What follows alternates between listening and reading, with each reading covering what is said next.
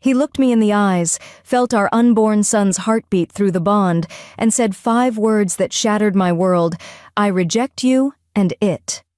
But what Alpha Caden Blackthorn didn't know was that it would grow into the most powerful wolf this realm had ever seen, and I would raise that pup alone, hidden, fierce, and untouchable, until the day the ruthless Alpha came crawling back, begging for forgiveness from the mate and son he once denied. Welcome back to the Alpha's romance library, where broken bonds burn, rejected mates rise, and even ruthless Alphas learn that love always fights back. Hit that subscribe button, my pack, because this story is going to break you, heal you, and make you believe in second chances all over again. The night the moon goddess chose to ruin me began like any other celebration in the Northern Territories, all silver banners, laughter, and promises of destiny.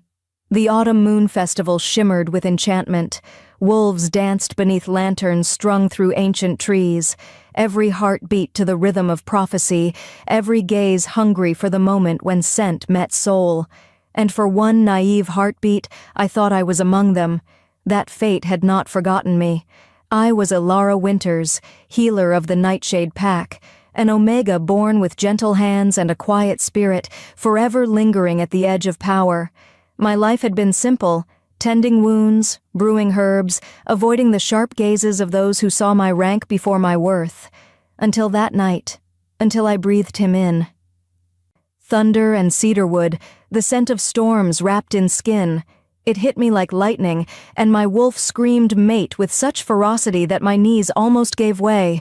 Across the crowd he stood, Alpha Caden Blackthorn, the untouchable ruler of Nightshade, power incarnate in a black suit and silver eyes that glowed faintly under the moonlight. The crowd parted for him as if the wind itself carried his command, and for one impossible moment, those eyes met mine. Everything inside me stilled. My wolf trembled with joy, my heart whispered finally, but his gaze, cold, assessing, unreadable, felt like frostbite.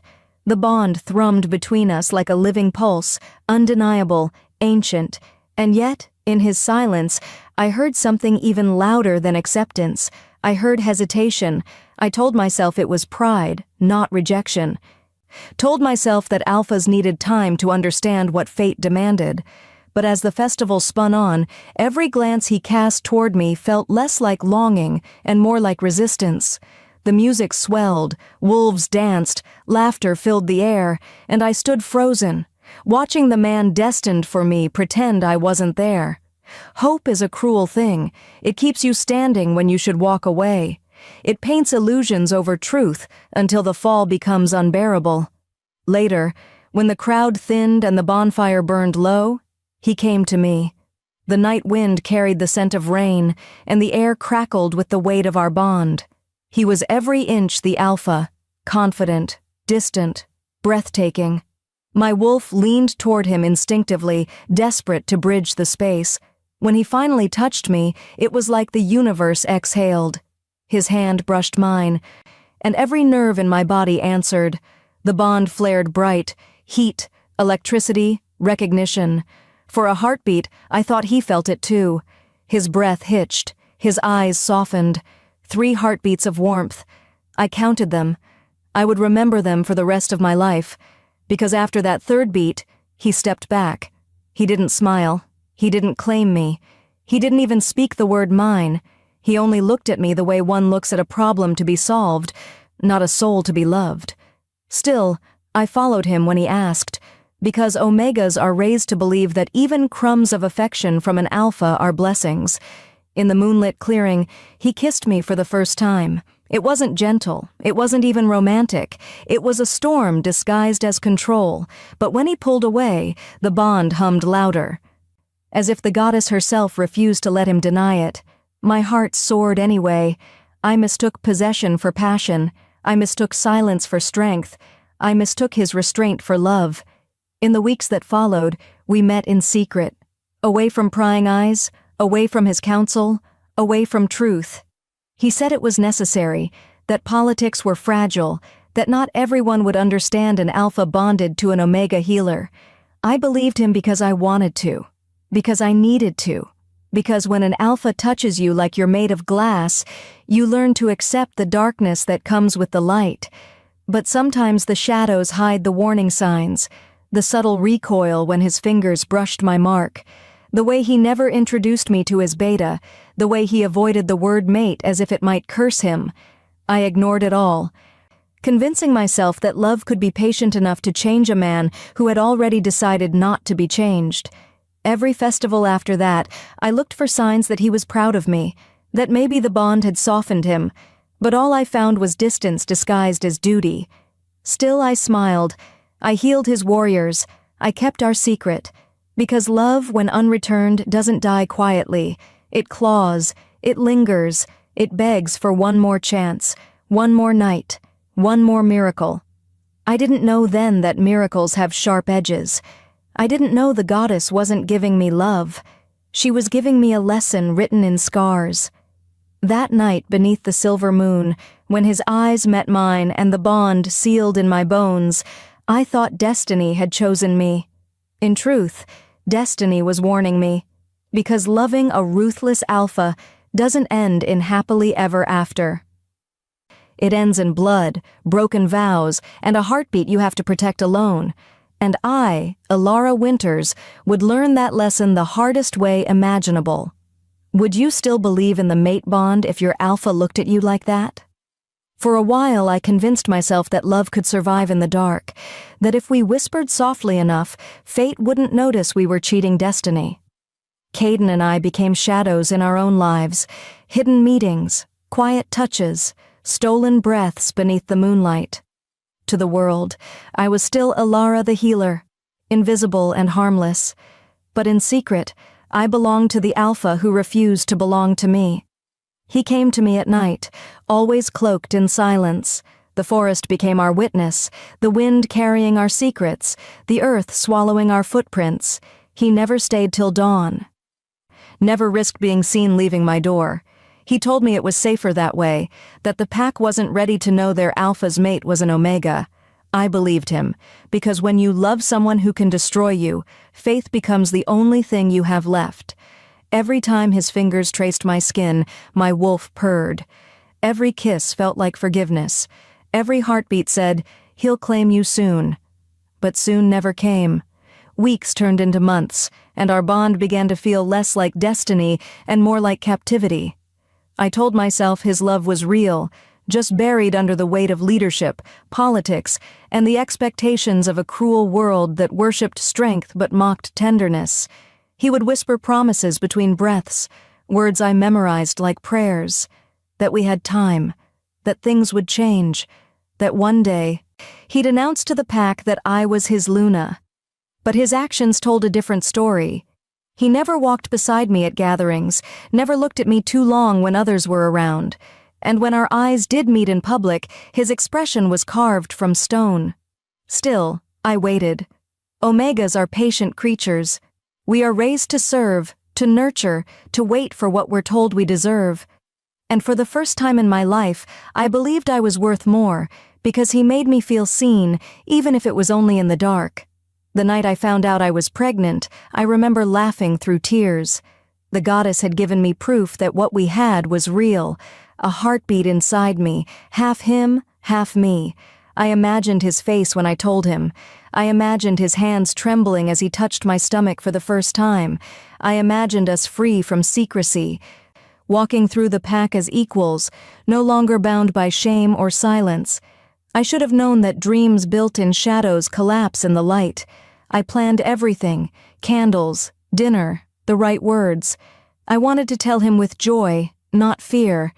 But fate has a cruel sense of humor. That night, when I arrived at his office, I heard voices before I entered, his and another's, a woman's, silky and confident, Leanna Silvercrest, the Alpha's daughter from the Western Territories, the alliance he'd spoken of only vaguely before. I stood outside the door, frozen, listening to my world unravel one word at a time. He spoke of strategy, of territory, of duty, of how a union between their packs would make him untouchable. When Leanna laughed, the sound was a blade pressed to my throat. I heard the clink of glasses, the low hum of agreement, the tone of finality in his voice when he said, "It's settled." My hands were shaking when I opened the door. He looked at me then, startled, caught between guilt and annoyance. Not love, not even fear, just irritation that his secret had bled into the world he actually cared about. I told him about the child, about the bond that still burned in my veins, about the life we could still build if he just chose me. And for a second, the silence that followed felt like hope. Then he shattered it. His words were cold, deliberate, lethal. He said duty came before desire, that the pack needed him strong, untainted, unmoved by weakness, that our bond was a mistake, that what grew inside me was an inconvenience, a consequence, a liability. I didn't understand at first. My wolf howled, confused. I reached for him, thinking he was angry, thinking I could soothe him. But his eyes, God's, his eyes, they were empty. There was no flicker of remorse, no tremor of hesitation, only resolve. And when he spoke the ancient words of rejection, the air itself seemed to split. I felt it, the tearing, the bond unraveling from the inside out. It was not pain like any mortal wound. It was fire in my veins, ice in my lungs, a scream trapped behind my ribs. My wolf clawed at the walls of my mind, begging him to take it back, begging me to run. The bond we had shared, that sacred tether, disintegrated, leaving nothing but a hollow ache where love used to live. I fell to the floor. The world dimmed. The moon itself seemed to turn away. Around us, silence hung heavy, except for the faint echo of Leanna's laughter in the next room. That night, I realized something brutal. Rejection isn't just the absence of love. It's a death that leaves you breathing. It's mourning someone who's still alive. And the cruelest part? My heart still beat for him. My wolf still whispered his name. Even as everything inside me broke, I loved him. That's the curse of the bond. It doesn't stop hurting just because he stops caring. But as the hours passed, the pain changed shape. Grief hardened into something sharper. Beneath the despair, a spark ignited, not of hope, but of fury. If he could reject his mate, then I could reject my fate. I would not let this pain kill me. I would carry this child, protect him, love him enough for two, because someone had to. That night, the healer became the warrior, the Omega became the mother, and love, once my weakness, became my greatest weapon. I didn't remember walking out of his office. I only remembered the sound of something breaking, not in the air, but in me. It was sharp and quiet, like a thread snapping in the back of my soul. The mate bond, once golden and alive, had turned to ash. And I was still breathing, though I wished I wasn't. Outside, the night was cruelly beautiful. The moon hung heavy above the pack grounds, silver light washing over the world that had stopped making sense. My legs moved on their own, taking me away from him, away from the walls that smelled like cedar wood and betrayal. The world around me blurred. Laughter from the guards, whispers from the maids, the rustle of trees. It all sounded distant, muffled, like I was listening through water. My wolf whimpered, confused, mourning something she didn't understand. She kept reaching for him through the bond, finding only emptiness. It was like screaming into a void that refused to echo back.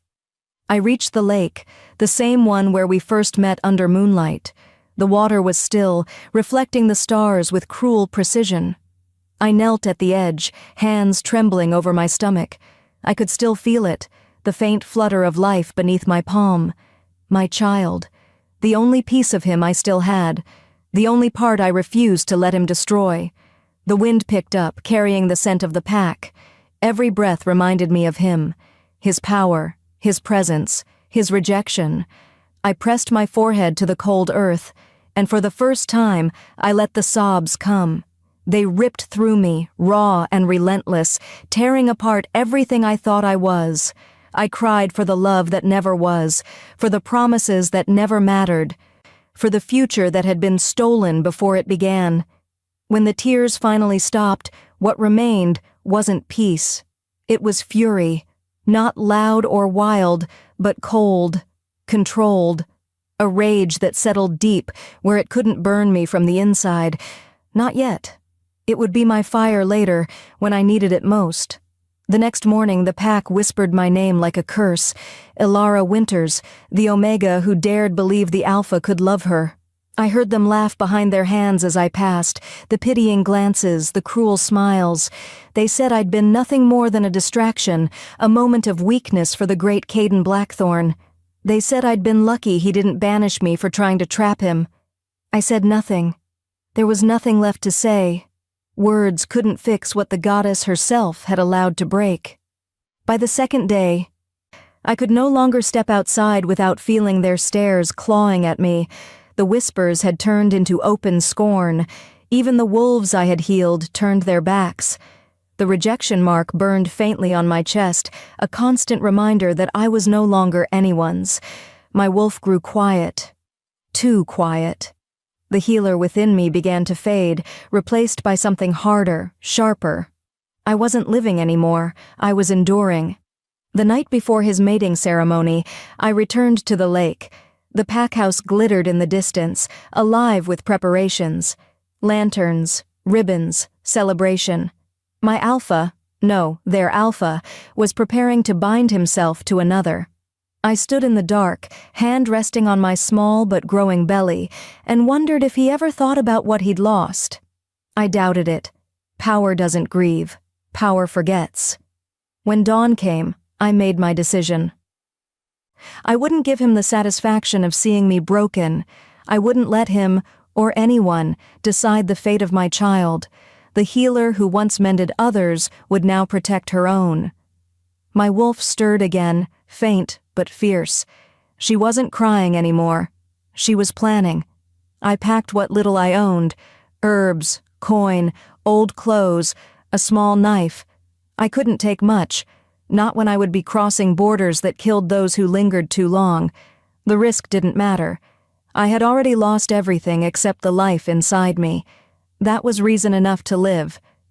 As I slipped out before dawn, I passed through the edge of the training grounds. I saw him there, Caden, standing with his beta, overseeing preparations. He looked untouchable, commanding, beautiful, and I hated him for it. He didn't see me, or maybe he did and simply didn't care. But when the wind shifted, he must have caught my scent, faint but familiar. His head turned slightly, eyes narrowing, scanning the horizon. For a heartbeat, our gazes met across the distance. He looked through me, not at me, through me, and in that moment, I knew. Whatever we had once been was gone. Not even the goddess herself could weave it back together. I turned away first. My wolf wanted one last look, one last memory of what we'd lost. I didn't give her that. I had wasted enough tears. The forest swallowed me whole as I crossed the border for the last time, heart pounding in sync with the tiny one inside me. Behind me, the bells of the mating ceremony began to toll. Laughter echoed faintly through the trees. The sound didn't break me this time. It hardened me. By the time the sun rose, I was miles away from Nightshade, nameless and alone, but free. The Alpha had rejected me, but I would build a world where my son would never have to beg for acceptance. He would never know the pain of being unwanted, and the next time Caden Blackthorn heard my name, it would not be as his mistake. It would be as the mother of the heir he could never claim. The night I ran, the forest was silent, too silent, as if even the wolves pitied me. The moon goddess hung low and watchful above the trees, silver light spilling across the path that would either save me or kill me. My heart thundered in my chest, matching the rhythm of the tiny one inside me. I whispered to it, to him, though I didn't yet know his name. Hold on, just hold on. I had waited until the mating ceremony was over, until the noise from the pack house drowned out every other sound. The laughter, the cheers, the howls of loyalty. They would cover my absence, at least for a while. I'd spent the entire day preparing in silence, packing what little I had into a leather satchel. Herbs, coins, a flask of water, and the small knife my father had left behind before he'd died defending a border no one remembered. The guards would be distracted tonight, drunk on wine and celebration. It was the only chance I would ever have. My friend Mira had risked everything to help me. She'd slipped me wolfsbane to mask my scent and a forged pass to get through the Southern Patrol. Her eyes had glistened with tears when she pressed them into my hands. She didn't say goodbye. We both knew words would make it real. I moved through the trees like a shadow, every sense stretched to its limit.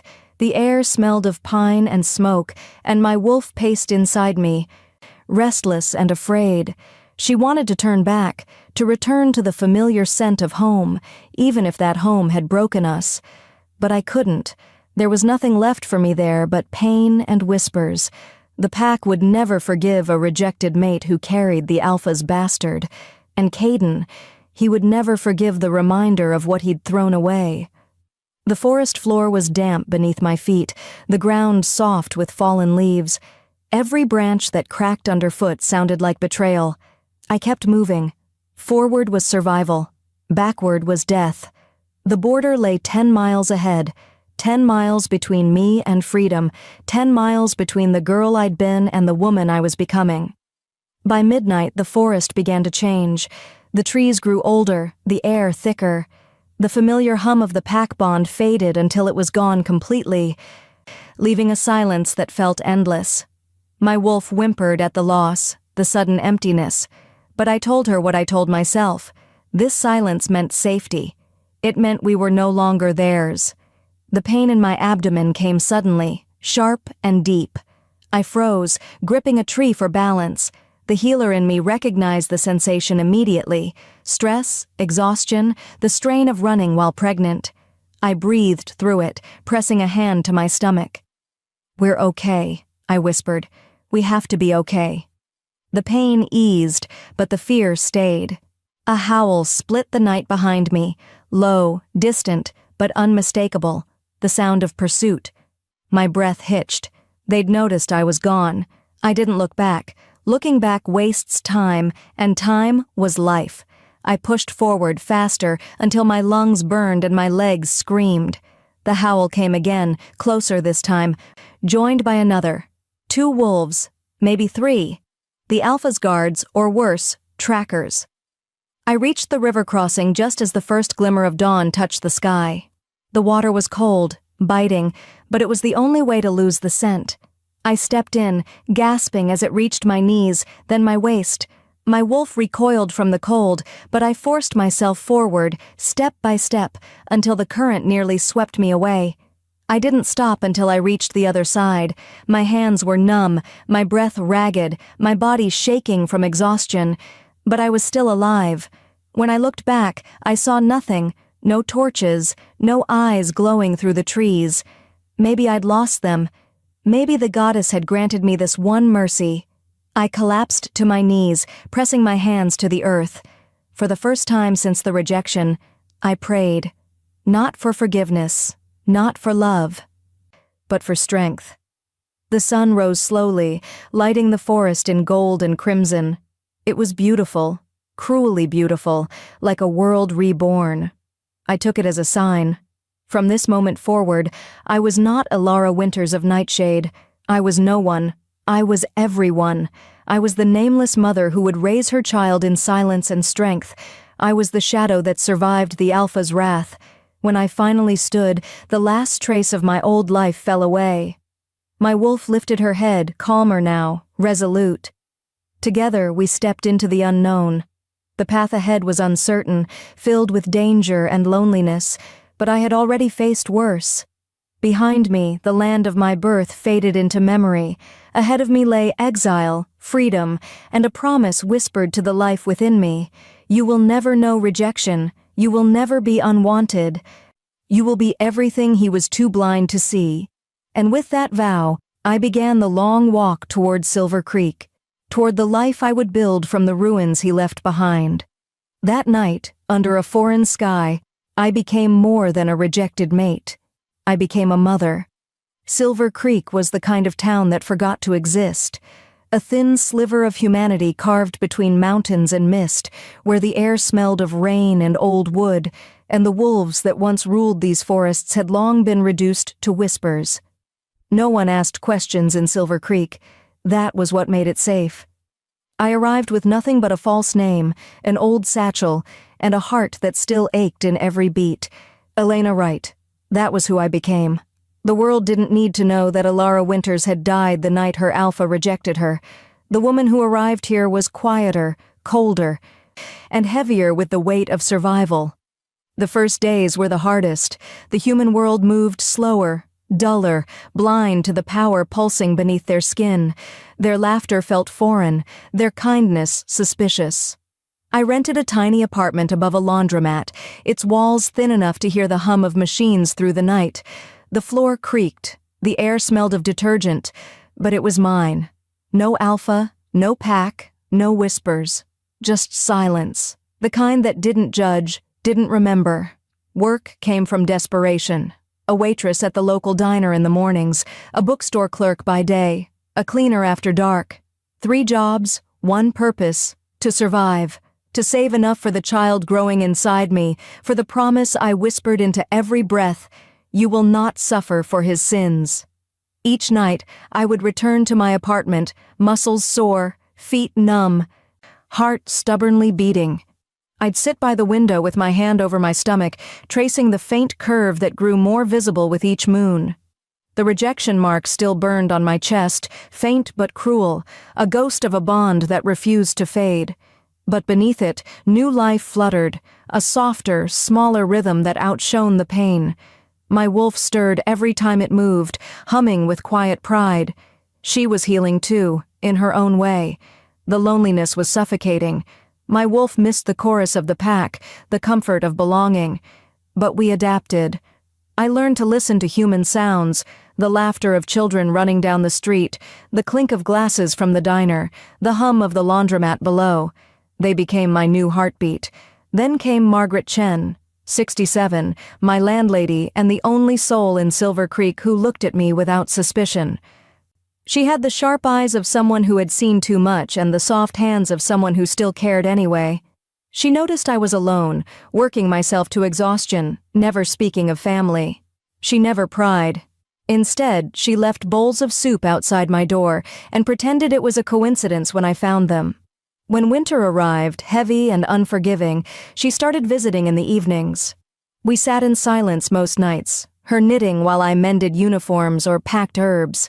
She didn't know what I was, and I didn't tell her, but sometimes I caught her looking at me with quiet understanding, as if she recognized a different kind of loneliness. As the months passed, my body grew heavier, my pace slower. I stopped hiding the curve of my belly beneath loose clothes. The humans assumed I was abandoned, and they weren't wrong. They whispered sometimes, but even that faded. The diner became my refuge. The smell of coffee and grease drowned out memory. Every time I served a laughing couple or watched a family share a meal, my chest tightened, not with jealousy, but with determination. My child would have that, somehow. The night he came into the world, the storm outside was brutal. Thunder shook the windows, rain hammered the roof, and I was alone. The pain started too early, too fast. I tried to reach the phone, but my body betrayed me, forcing me to the floor. My wolf howled inside me, not in fear, but in fierce defiance. I don't remember how I got to the hospital. Maybe instinct drove me, maybe the goddess took pity for once, but when the pain broke and the cry filled the room, the world stood still. A sound so pure, so alive. It silenced everything that had ever hurt me.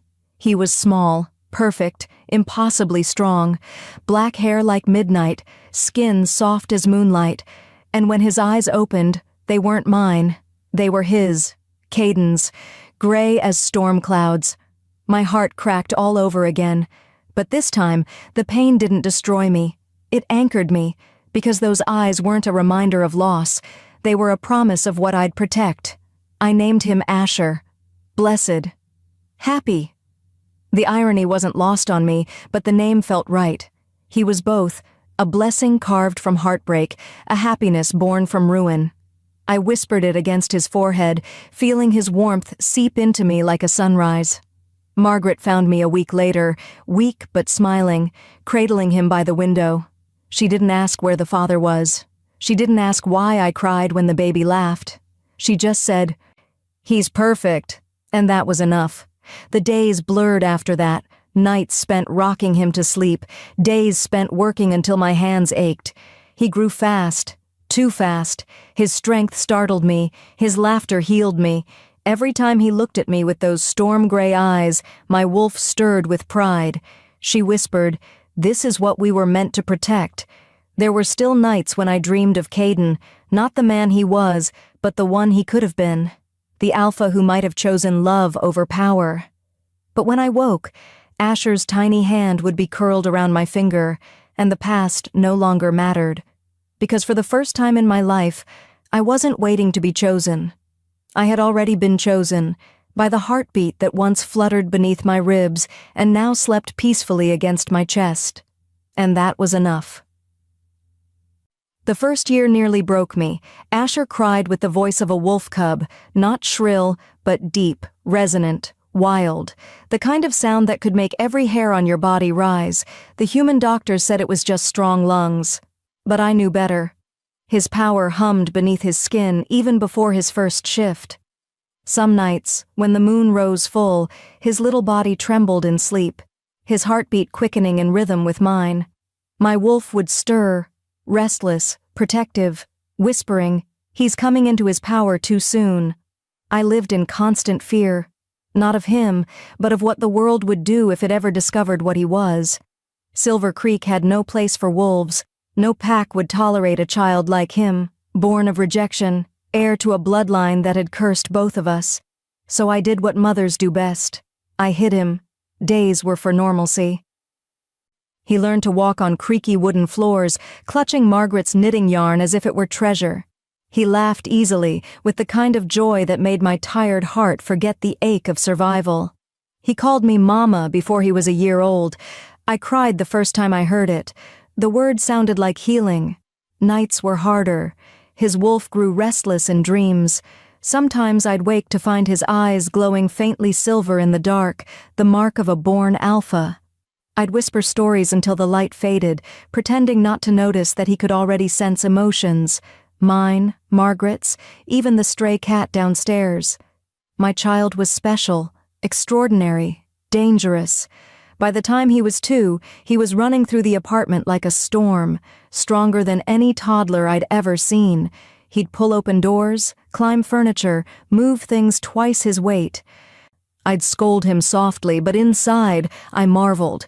Every act of defiance, every burst of strength, proof that the bloodline he came from couldn't destroy him. He was rewriting it, one heartbeat at a time. Margaret became our silent guardian. She pretended not to see what she saw, the way his eyes glowed under moonlight, the way his scrapes healed faster than they should. She'd bring soup and toys, and when I looked too tired to speak, she'd simply say, "He's a fighter, that one." I think she knew deep down that we were something other than human, but she chose love over fear. Money was always short. My hands were cracked from cleaning, my back sore from long hours at the diner. Yet every night when I came home and saw Asher asleep, his tiny chest rising and falling, the exhaustion vanished. He'd reach out in his sleep sometimes, murmuring soft words only my wolf could understand. He didn't know it, but he soothed the beast in me better than any pack bond ever had. When he turned 3, the first real scare happened. I'd left him playing with wooden blocks while I folded laundry. I turned for a second, just one.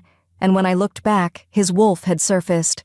Not fully, not yet, but enough to see his tiny hands curl into claws, his eyes shift to gold. He'd been startled by thunder. His body reacted before his mind could catch up. I remember dropping everything, kneeling before him, whispering, "It's okay, baby. You're safe. You're safe." His claws retracted, tears spilling down his cheeks. He looked so frightened, not of the thunder, but of himself. I gathered him close, pressing my forehead to his. "You're perfect," I told him. "You're just like Mama. You're meant to be special." From that night on, I taught him control. as much as a mother could. I taught him to breathe when angry, to close his eyes when afraid, to hide the glow when humans were near. "Remember, Asher," I'd whisper, "being special means being careful." He'd nod, so serious, his little fingers gripping mine. By 4, he began asking about his father. The first time he asked, I froze. "Mama, why don't I have a daddy like the kids at the park?" I smiled through the ache and told him, "You do, sweetheart. He's just far away." He frowned, unconvinced. "Does he love me?" I couldn't answer right away.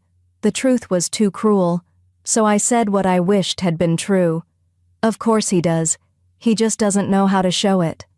That night when he was asleep, I cried quietly, because I'd given him life. But not the answers he deserved, because one day he'd know the truth, and I didn't know if he'd forgive me for hiding it. Years slipped by like pages in a worn book. 5 birthdays, 5 candles, 5 promises whispered to the moon that no one would ever take him from me. His power grew stronger with each passing season, his instincts sharper. Sometimes I'd catch him staring at the mountains, his wolf longing for something it didn't understand, the call of a pack, the blood of an alpha echoing in his soul. But I'd pull him close, kiss his hair, and remind him, "You don't need a pack, baby. You have me. That's enough." He believed me, for a while. Then, on his 6th birthday, the phone rang. A voice I hadn't heard in years broke through the quiet I'd built. "Elara," it said, not Elena, my real name, my past. He knows. Caden knows about Asher. The glass fell from my hand. The world stopped breathing. And in that instant, I realized the peace I'd built was only a pause between storms. The phone rang just before dawn. The sound cut through the stillness like a blade. I almost didn't answer. Wrong number, I told myself. No one calls at that hour unless it's bad news. But something inside me, the part of me that never stopped looking over my shoulder, knew. Some calls aren't random, some are fate arriving early. My voice was barely a whisper when I picked up. "Hello? Elara." The name struck harder than any blow. No one had called me that in 6 years. Not here, not in this life. For a heartbeat I couldn't breathe. "Who is this?" "It's me." The voice trembled, familiar, broken, threaded with panic. Mira, my Mira. The one who had risked everything to help me escape. He knows. Caden knows about the boy. The words didn't make sense at first. They echoed in my head, rearranging themselves until their meaning hit like lightning. "No," I whispered, "that's impossible." "He's coming for him, Elara." Her breath caught on the other end. "He's not the same alpha anymore. He's changed, obsessed. He's been searching for you for years, and now that he's found out about Asher..." The sound of my son's laughter floated from the next room. He was sitting on the floor, building a fortress out of toy blocks, humming a song Margaret had taught him. His innocence filled the room like sunlight. He didn't know that his world was about to collapse. "How?" I managed to ask. Mira hesitated. "A rogue saw him shift. There was a blood moon raid near Silver Creek, just a scouting attack. One of their wolves saw Asher protect another child. He fought like a full-grown warrior, Elara. The rogue recognized the mark, blackthorn bloodline, silver-tipped fur. He reported back. Blood drained from my face. So it's not just Caden?" "No," she said softly. "Both packs know. Blood Moon wants him dead. Caden wants him back. You have to move. Now." The line went dead. For a long time I just stood there. The world felt tilted, unreal. The quiet hum of the laundromat below, the faint whistle of the morning wind. Everything was too normal for the chaos inside me. My wolf began to pace, restless, growling low. Instinct screamed at me to run. But where? How many times could one woman run before there was nowhere left to go? I looked at Asher. His cheeks were flushed with laughter, his gray eyes bright, the same eyes that haunted my sleep. Caden's eyes. My heart twisted. How do you explain to a child that his father is both his greatest danger and his only protection? "Mommy," he said, blinking up at me. "Why are you crying?" I forced a smile that felt like glass. Just tired, baby. I packed while he played, every movement mechanical. Clothes, money, Margaret's necklace, his favorite stuffed wolf. My hands shook as I folded the little blue hoodie he loved, the one he wore the night he first told me he wanted to see where the moon went when it disappeared. Margaret came upstairs when she heard the noise. Her eyes widened when she saw the bags. "You're leaving."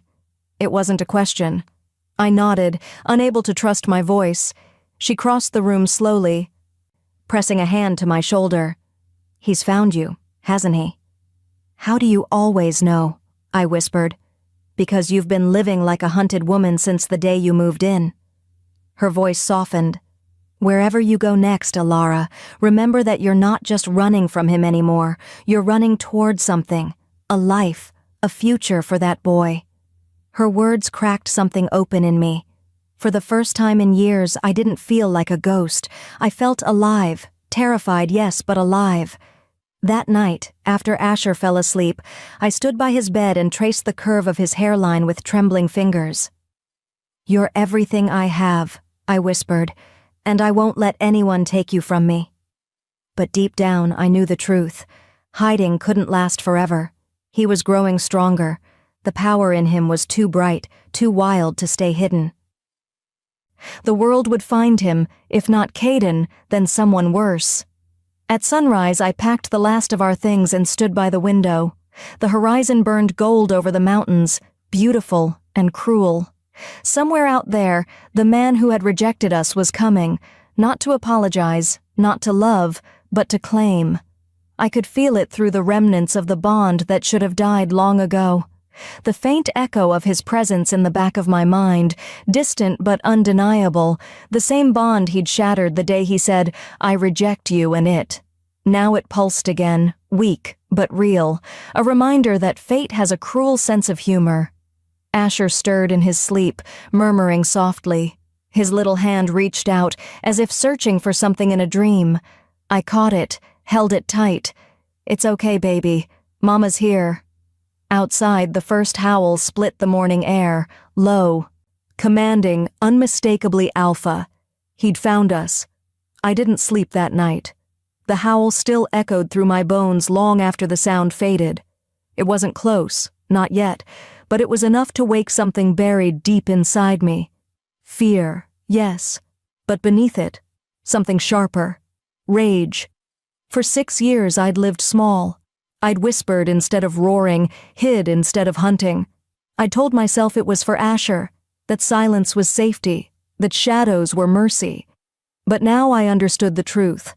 Silence hadn't kept us safe. It had only delayed the inevitable. By dawn, my decision was made. I wasn't running anymore. I packed methodically, not with panic, but with precision. Every movement measured, every item chosen with care. The first aid kit, the silver dagger Mira had given me the night I fled. The cash I'd kept hidden under the floorboard for emergencies I prayed would never come. And Asher's blanket, frayed, faded, but still carrying the scent of home. He woke while I was sealing the last bag. His voice was small, heavy with sleep. "Mama, are we leaving again?" I froze. He didn't ask why. He didn't even sound surprised, just tired. I knelt beside him, brushing his messy dark hair from his eyes. "Yes, sweetheart, but this time we're not running away. We're going home." He blinked, confused. "Home?" The word tasted foreign. I hadn't said it in years. Where we came from, where you were born to belong. He frowned, clutching his stuffed wolf. "Will my daddy be there?" There it was. The question I'd avoided for 6 years. It hung between us, heavy and unavoidable. "Yes," I whispered finally. "He'll be there." His eyes brightened, innocent and curious. "Will he like me?" The question sliced through me like a knife. "He'll love you," I said, because that's what a mother says, even when she doesn't know if it's true. After breakfast, I called Margaret downstairs. She was already waiting, as if she'd known I would come. The kettle was on. 2 cups of tea sat steaming on the table. "So," she said, voice steady, "you're going back." I nodded. "He'll find us anyway. Better to face him on my terms." She studied me for a long moment. "You're stronger now than when you arrived. I think part of you always knew this day would come." "Maybe," I admitted, "but I didn't expect it to hurt this much." Margaret reached into her pocket and pulled out a small box. Inside was a silver pendant, old, engraved with a crescent moon and thorned vines. "This was my mother's," she said. "She used to say it keeps the wolves away. I figure you might need it to do the opposite." I smiled, tears threatening. "Thank you." She squeezed my hand. "Whatever happens, don't let fear make your choices. Fear kept me in a bad marriage for 20 years. You've already outrun fear once. Don't let it catch you now." When Asher and I stepped outside, the air was sharp with winter. The mountains loomed like silent witnesses. Every instinct screamed at me to stay hidden, but instinct had failed me once before. I wouldn't let it rule me again. The drive back to Montana was long. 18 hours of open road and memories I'd buried under layers of survival. Asher slept most of the way, curled in the back seat beneath his blanket, one hand still gripping his toy wolf. I kept my eyes on the horizon, watching the forests grow denser, the air colder, the scent of pine stronger. My wolf stirred restlessly, sensing the pull of old territory. By the time the Welcome to Nightshade sign appeared, my hands were trembling on the steering wheel. Not from fear, from something deeper. The weight of 6 years collapsing into one moment. The packlands looked different. Scarred, burned in places. Signs of battle, of loss. The air carried the faint metallic tang of blood that never fully washed away. Yet beneath it all, the same pull thrummed through the ground, the bond of belonging, of history. My wolf whimpered softly. Home. At the border, the first guard appeared, a broad-shouldered male with wary eyes. His nostrils flared as he caught my scent. Confusion flickering across his face. "Omega?" he muttered. Then realization dawned. "You're her, the one who ran." I met his gaze without flinching. "Tell your alpha," I said quietly. "Elara Winters has returned." He hesitated, then shifted into wolf form and vanished into the trees. Minutes later, the air changed. The forest grew still, heavy with power. And then, I felt it. The pulse. The unmistakable energy of the alpha bond I'd once shared, weak, broken, but still alive. Asher stirred in the back seat. "Mama?" "Stay here, baby." My voice was calm, though my heart was chaos. He peeked through the window, eyes wide. "Is that him?" I followed his gaze. Through the trees, he emerged. Caden Blackthorn. 6 years had changed him. The boyish arrogance was gone, replaced by scars, by shadow, by the heaviness of regret. His shoulders looked broader, his eyes darker, and yet, when those gray eyes met mine, I felt the same pull I'd fought to forget. He stopped a few feet away, breathing hard, as if he'd run the whole way. His gaze dropped to Asher. For a moment the world held its breath, then he whispered, voice breaking, "He has your eyes." I felt the tremor run through me, the same one that used to mean danger, but this time it meant something worse. Memory. And as the winter wind howled through the trees, I realized the hardest part wasn't that he'd found us. It was that part of me had never stopped wanting to be found. Crossing back into Nightshade was like stepping into a ghost story I once promised myself I'd never reread. Every tree, every gust of wind whispered of the life I'd buried. The scent of pine and earth was still the same, sharp, grounding, achingly familiar, but beneath it lingered the weight of memory, of what it meant to be rejected and still survive. The guards surrounded the car before I even cut the engine. Their wolves moved like shadows, silent but watchful. I could feel their confusion. They remembered the Omega who ran in disgrace, the healer who had dared to defy her alpha. One of them shifted, standing tall in human form. His voice carried the clipped discipline of a warrior. "Alpha ordered you to be brought to the house." I met his eyes. "I came willingly." His gaze flickered toward Asher in the back seat. "The boy?" I opened the door slowly, positioning myself between them. "He stays with me." Something in my tone must have warned him off, because he lowered his head, stepping aside. They escorted us in silence through the forest path that wound toward the heart of Nightshade. The pack house loomed ahead, larger than I remembered, rebuilt since the wars, yet still carrying the bones of the old one. Stone walls, tall windows, and that same iron gate where I once stood, trembling, as Caden stripped me of everything I thought I was. Now I walked through those gates again, not trembling this time, but burning. Pack members gathered along the path, whispering. Some pointed, some bowed their heads, others just stared. I caught fragments.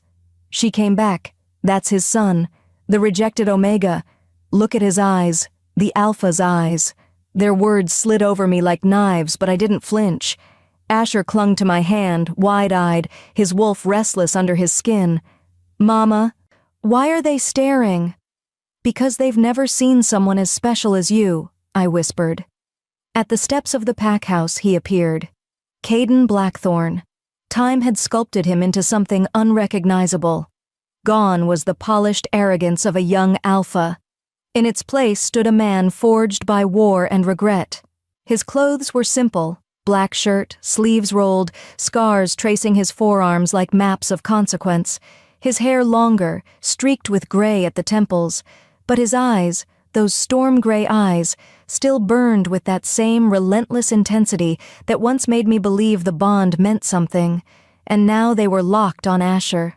He didn't move at first, didn't speak, just stared, as though memorizing every inch of the boy who carried his blood.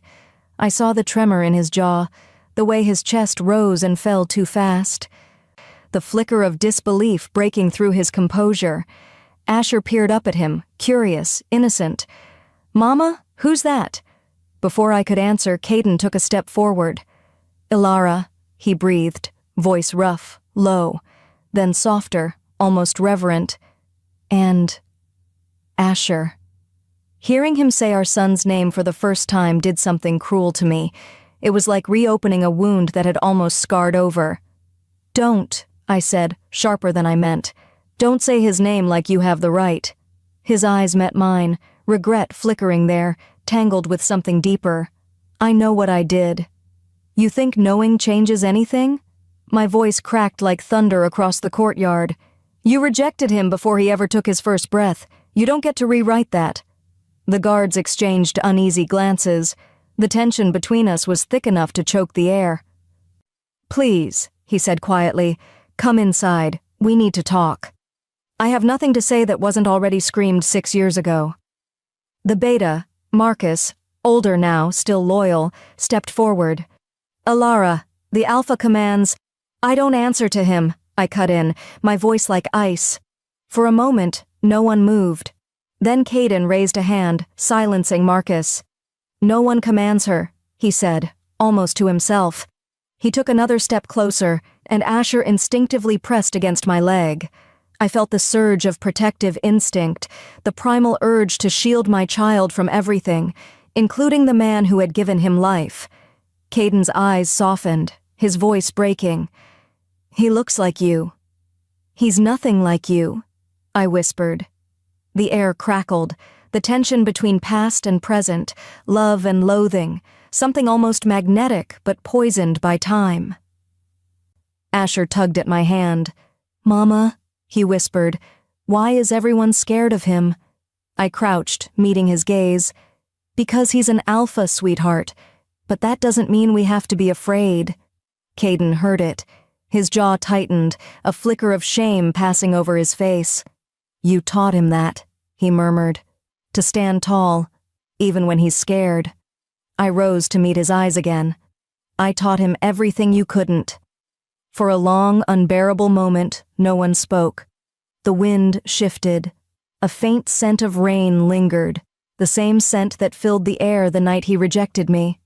Finally, Caden said quietly, let me make this right. The words should have meant something, but all I felt was the weight of everything they couldn't undo. Right? I echoed. There is no right left, Caden. There's just what's next, and I'm not here for you. I'm here for him. I turned to lead Asher inside, but his small voice stopped me. Mommy, he whispered, looking up at Caden with pure, unguarded wonder. Is that my daddy? The world fell silent. Every wolf in the courtyard froze, and Caden, the ruthless alpha, the man who had broken me, dropped to one knee, eyes glistening with something I didn't recognize. Yes, he said softly. I'm your father. Asher tilted his head, studying him. Mommy said my daddy was supposed to be brave. Caden swallowed hard, voice trembling. I'm trying to be. And in that moment, I realized the cruelest part of fate wasn't that he'd found us. It was that part of me still wanted to believe him. The door closed behind us with a final, echoing click, the kind that seals more than a room. It sealed 6 years of silence, of unanswered questions, of words buried under pride and pain. The same office, the same desk, the same walls that once watched my world collapse. But I wasn't the same woman who'd fallen apart here. He stood by the window, his back to me, shoulders rigid. For a moment, neither of us spoke. The tension filled every corner, heavy and sharp as broken glass. I could hear his heartbeat, steady, but too loud, too fast. My wolf could sense it, the battle inside him. When he finally turned, his face looked older, worn by guilt and sleepless nights. You shouldn't have come back, he said quietly. I didn't come back for you. My voice was steady. I came for my son. His eyes darkened. Our son. I laughed bitterly. You don't get to say that. He flinched, just slightly, but it was enough. For the first time in 6 years, I saw something real break through the alpha mask. Regret. Elara. He took a cautious step forward. I know I can't undo what I did, but I'm trying to fix it. I turned on him. Fix it? You think this can be fixed? You called our child an inconvenience. You threw me out like I was nothing. I bled in the snow while your guards watched. You think a few words of regret erase that? His voice cracked, desperate but low. I've replayed that day every night since. Every damn night. I hear your voice, see your face when I said those words. I hated myself for it then, and I still do. Then why say them? I demanded. Why destroy us? He hesitated, and for once the mighty alpha had no command, no control. Just truth. Because I was terrified, he said finally. I was 25, a new alpha, my father dying, the pack depending on me. I thought duty meant sacrifice. I thought rejecting you would make me stronger, but all it did was make me hollow. I stared at him. You chose power over love. I chose fear, he admitted, and I've been paying for it ever since. Silence fell between us, thick and suffocating. The fireplace crackled softly, the only sound in the room besides our breathing. He ran a hand through his hair, voice rough. When you disappeared, I searched for years. I sent scouts to every border. I went to witches. I followed every whisper. But you hid well. I had to, I said. You would have taken him from me. I would have protected him. Like you protected me? The words snapped like a whip. You broke the bond. You nearly killed us both. My body almost rejected him because of what you did. I carried your son through pain you'll never understand. His eyes glistened, not with alpha fury, but with something raw, human. I know, he whispered, and I'll never forgive myself for it. He took another step forward. This time I didn't move. I don't expect you to forgive me, he said, but I need you to know I didn't come for him because of what he is. I came because he's mine, because I've felt him through the bond, every surge of his power, every time he's cried. I thought it was punishment at first, feeling him from a distance, but it was the moon's mercy, a reminder that I still had something worth living for. I wanted to hate him for saying it, but the truth in his voice made it harder. You're too late, I said softly. He doesn't need you. I know, he replied, but I need him. Something in me faltered. His next words landed like a blow. Blood Moon knows about him. They'll come again, not for me, for him. He's too powerful. They'll kill him before he grows into what he's meant to be. My heart dropped. You expect me to believe you care about his safety? I expect you to see I'm not lying, he said. I've already lost my father, half my pack, everything I built. I won't lose him too. I turned away, because looking at him hurt too much. The memories of what we were, of what we could have been, clawed their way up through years of silence. You rejected us, I whispered. You said we weren't yours. You made sure the whole pack heard it. He stepped closer until I could feel his breath against my neck, trembling. And I've been trying to take those words back every day since. I closed my eyes, my throat tight. You can't take them back. I can try. The sound of those 3 words, simple, broken, sincere, made something deep inside me tremble, but I couldn't let him see that. Not yet. I faced him again, lifting my chin. This changes nothing. I'll do whatever it takes to protect Asher, even if that means leaving again. He shook his head. You can't run forever. Watch me. His voice softened, but there was steel beneath it. Then you'll have to run through me. For a moment, we just stood there. 2 wolves who had once shared a soul, now divided by years and choices and pain. His hand twitched, as if he wanted to reach for me, but didn't dare. His voice dropped to a whisper. You taught him courage. Let me teach him what it means to lead. And what would you teach him about love? I asked. He didn't answer, because he couldn't. The night came quiet, too quiet for a pack built on vigilance. The moon hung low and red, heavy like an omen. Somewhere in the distance, a wolf howled, not in song but in warning, and deep in my bones, I felt it, the tremor of danger approaching.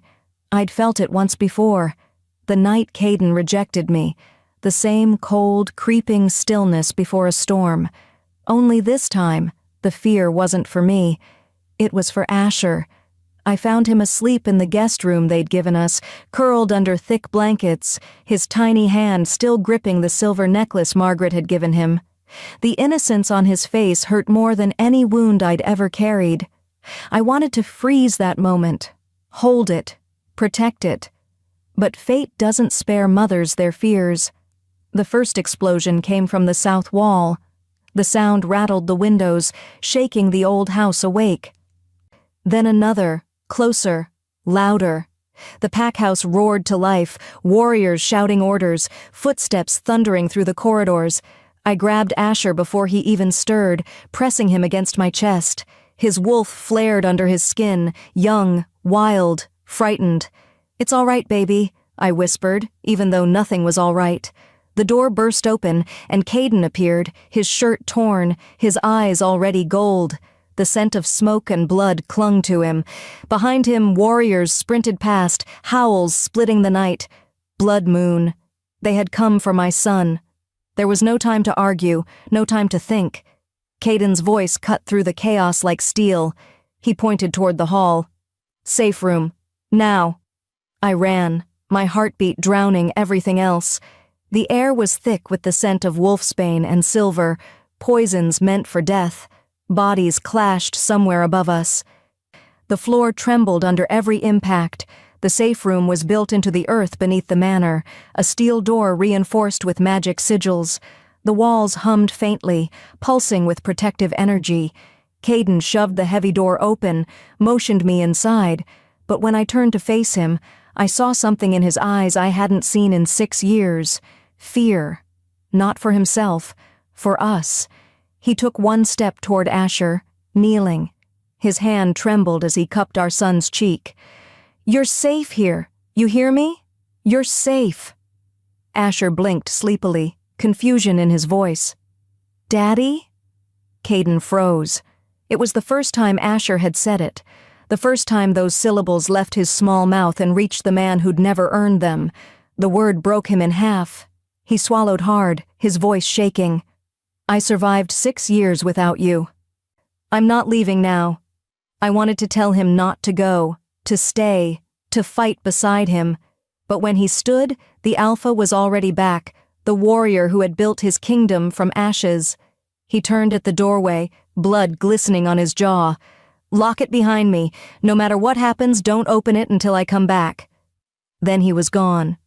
The door slammed shut, the locks clicked into place, and silence filled the room. Asher pressed his ear against the steel, his tiny fingers trembling. I pulled him back, holding him tight. Above us, chaos reigned. The screams of wolves, the clash of claws, the sound of things breaking, bones, barriers, lives. He cried quietly into my neck. "Is Daddy okay?" My heart twisted. "He's strong," I whispered. "He's fighting for us." But I couldn't silence the pounding in my chest. The memories of that rejection, the way he'd looked when he turned away from me, all of it clashed with the man fighting for us now, the one who bled for the son he'd once denied. Minutes dragged like hours. The sounds above shifted, fewer howls, heavier silence.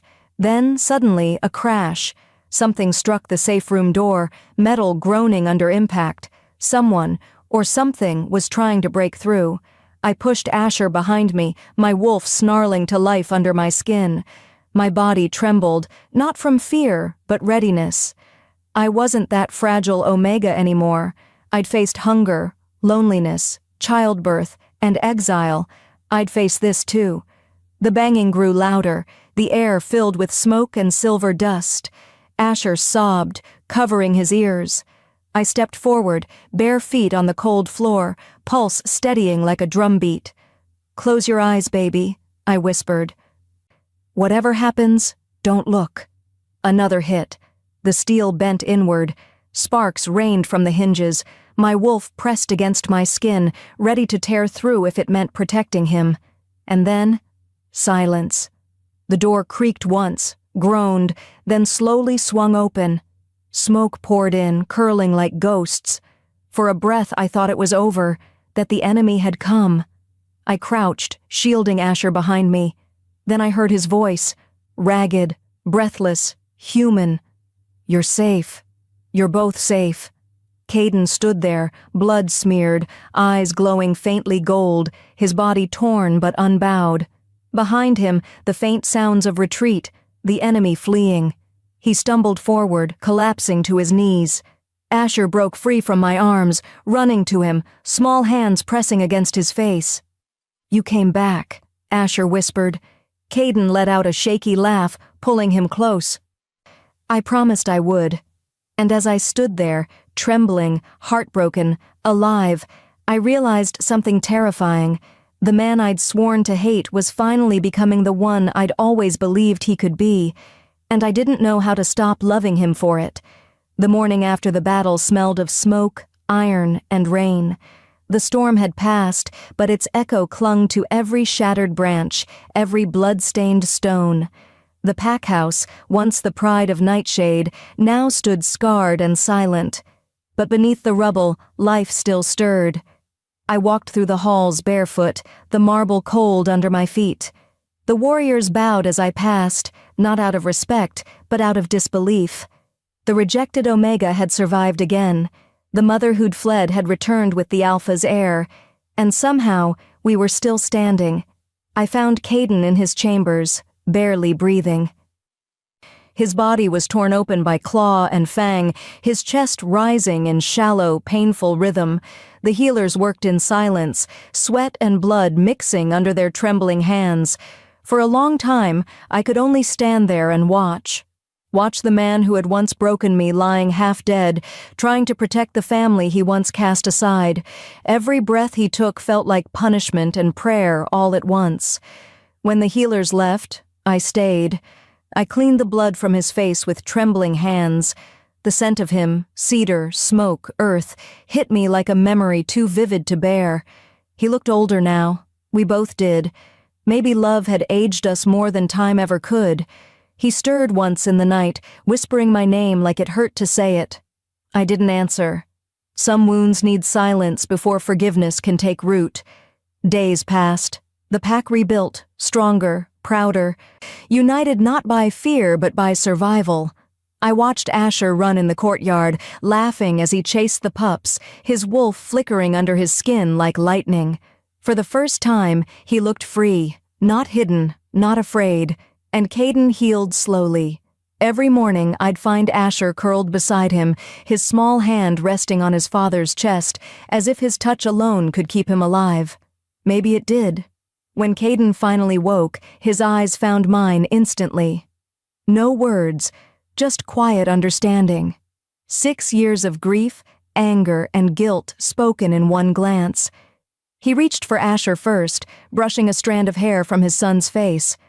The boy smiled in his sleep, and something inside me cracked, because for all the pain, this was what I had always wanted, to see my child loved by the man who created him.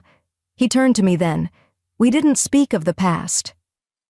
There were no apologies, no promises, just the fragile peace that comes after war, the kind you don't trust yet but cling to anyway. Over the weeks, the house filled again with laughter. Caden, no longer the ruthless alpha, became something else, something softer. He trained Asher with patience, taught him control instead of dominance, strength without cruelty. And every time he looked at me, I saw the man he could have been all along if fear hadn't ruled him. I wanted to stay angry. Anger was easy. It had kept me alive. But forgiveness was a different kind of strength. It asked for surrender, for vulnerability, for the courage to love again knowing it might still hurt. One evening, as the sun bled across the horizon, I found him outside, standing by the edge of the forest. His silhouette was sharp against the dying light, his scars glowing faintly like gold under the fading sun. He turned when he sensed me. Our eyes met. The silence stretched long between us, filled with all the words neither of us could say. I thought of the first time I'd seen him, cold, beautiful, unreachable. I thought of the night he'd shattered me, and the nights he'd fought for me. And standing there, surrounded by everything we'd lost and rebuilt, I realized something simple but powerful. We had both been broken once, but sometimes broken things fit together better the second time. He took a step closer, not as an alpha claiming his mate, but as a man asking for a chance. I didn't run, because maybe love wasn't about perfection or destiny. Maybe it was about choice, choosing to stay, choosing to try, choosing to build something out of the ruins. Asher came running from the courtyard, laughter spilling behind him like sunlight. He threw himself into Caden's arms, then looked up at me. "Mommy," he said, his voice bright and certain, "we're a pack now." And maybe he was right. Because for the first time, there was no running, no hiding, no fear. Just 3 hearts learning how to beat in the same rhythm again. That night, as the moon rose high over the forest, I watched Caden sleep beside our son. The man I'd once thought was my curse had become my redemption. He had rejected me once, but now, every day, he chose me, chose us, with a quiet kind of love that didn't need words. And maybe that's what healing really is. Not forgetting what broke you, but learning to live with the scars, and loving the hands that helped you mend them. The ruthless alpha who denied our child was gone. In his place stood a man who finally understood what it meant to be a father, a mate, and a king. And as dawn painted the world gold, I whispered the truth my heart had fought for years to speak. We were never the tragedy. We were the beginning.